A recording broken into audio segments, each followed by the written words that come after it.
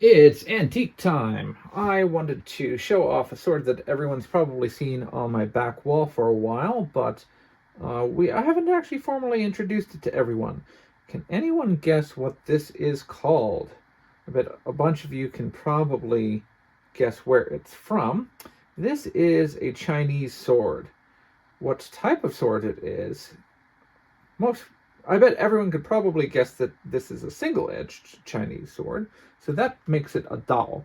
Now, the type of dao is the subject of a little bit of debate. Um, some of you might say that this looks a little bit like some types of kung fu sword, and you'd probably be correct. So, in modern kung fu schools, there are very commonly um, used paired blades that are called butterfly knives or butterfly swords. In Chinese, it would be hudaidao. And effectively, that is what this is.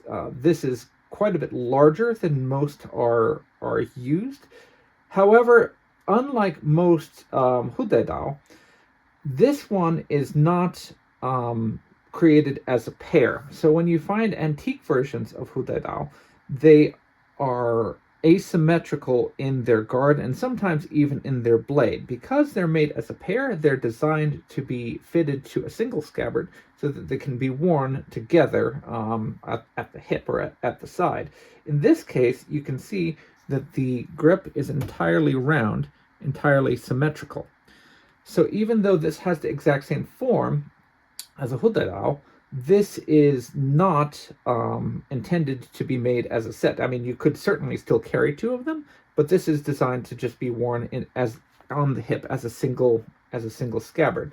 The other thing is this is quite a bit bigger than you'd use for most forms and most types of practice for a hudaidao. Let me see if I can grab my handy dandy little tape measure. Where did it go running off to? Ah, here it is. Okay. So many butterfly knives are kind of in the 30 centimeter, 12-inch sort of range. By comparison, this example is 63 centimeters of blade length and 4.2 centimeters of blade depth. So for the Imperials, that's 24 and a half inches long. Just for comparison's sake, we have 11 and a half centimeters of grip. So what am I going to call this as? I am going to call this a pai dao. And so pai refers to shield, like tongue pai, like the rattan shields that were used. And that would translate into shield knife or shield dao, shield sword. So this is the type of short sword that would be used in conjunction with a shield. It's not the same as the larger types of pei dao. So pei meaning waist. This is the actual style of military issue saber that was worn at the waist and still used in conjunction with shields. But again, these were the actual types of saber that had the nice suspension, the nice fittings, and were issued by the military. And you could even purchase swords in that similar style if you were wealthy enough. Instead, these are the sorts of things that you'd find in more civilian types contexts. So you'd find them that you could pick up if you just wanted something for personal home defense, if you wanted employ as a bodyguard, if you were part of a militia, if you wanted to stock a village militia. This is the sort of thing that we see in the latter part of the 19th century when Qing China is in a state of lawlessness, when there is a lot of not a lot of faith in rule of law, when you can't be confident that the government is going to protect you and you need to be able to look after your own. They're commonly associated, to some degree they're associated with southern China, but you do also end up with variations in design. The older ones to some degree end up being a little bit more thrust-centric, and as we go along, you end up with ones that end up with a little bit more belly and being more cut-focused. I'd like to talk to Scholar General about that. Hopefully he sees this video and weighs in a little bit more, and we can discuss about variations in blade design.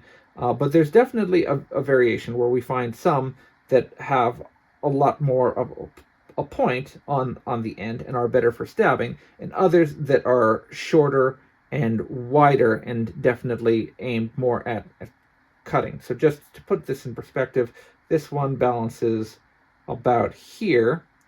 There is not a lot of weight in the grip here. The hilt is pretty light. It's made of a kind of brassy material. And if you can see the ferrule, I might be able to get it to focus. Hopefully I can get it to focus. You can see in between the little gaps, the brass of the ferrule is quite thin. It's going to be 0.5 millimeter or so in thickness for each of the ferrules that's holding the grip in place. The grip is made of this nice, I'm trying to remember the type of wood. Once upon a time I probably know what wood it was used, but this is a very common type of grip that's found among swords in the Qing, especially among types of Dao. So it's swollen very slightly. It's kind of oval shaped, but it's tapered at each end, making it very convenient to hold in the hand. And we have this type of knuckle bow with quillon that is something that we see more commonly on European swords than on Chinese swords. And we have only a very, very small disc, so only a very, very small husho there. And there's even a European style leather washer here to protect the way that it would socket into the scabbard. The blade is just barely sharp, but it's been polished so many times. You can see that there's still bits of rust along bits of pitting along the surface. So because it's been refinished, I can't tell if the edge is original or not. I can see a couple of notches along the blade, but there's no way of knowing when those notches were put onto it. If I look along the length of the blade, it has a very, very slight waver. So it's been perhaps bent slightly and put back into position. It's possible that happened originally and it just wasn't really good quality, or it's perhaps got knocked around and someone tried to fix it and put it back into position. But on the whole, it's still a pretty straight sword. If I just look along it on this angle, the back is very straight. So this would be called zibadao, the style of curvature. It's a back sword, and it remains very consistent width all the way along the end to a kind of hatchet point. And it's pointy enough that if you wanted to give a thrust to someone, you could, but it still has a lot of cutting authority out here to the end. So if you wanted to have a shield in hand, you could have your shield, and then you could come around and give someone a real big chop with it. Shorter versions of these were very popular. We see examples of these being used on ships. We see paired use of these type, as mentioned before, in the paired butterfly swords being used in accounts from foreign travelers who come over to China. They talk about how the men would whip themselves up into a frenzy and be able to challenge other opposing folks who might even be having bigger weapons. There are even cases where you had gangs being formed out of expatriates. So, for instance, in the late 19th century in San Francisco, you had Chinese workers and Chinatown being formed. And as those gangs got into trouble, they would be getting into fights and the police would get involved, and they talked about them having revolvers, having knives. But even when they didn't have Chinese weapons, they'd start manufacturing their own weapons, and in some cases, they would manufacture these. They'd manufacture butterfly swords or peidao. So there was utility in them. They saw a need for using them, even in the case of paired. So there's always an interest in talking about the utility of having two weapons. Is dual wielding a good idea or not a good idea? The advantage is being able to carry them conveniently. So if you can have two weapons together and have them both in the same scabbard, then it's not as much of a problem as trying to carry two swords together. That's the most inconvenient part. Having two weapons is better than having one weapon and an empty hand. Having one weapon and a shield is probably even better, but a shield is not very convenient to carry around. But having two weapons, now you can go up and oppose someone who only has one weapon, or someone who has a real big weapon like a spear or an axe or a halberd, because you can use one weapon to parry and the other weapon to go and get at the guy.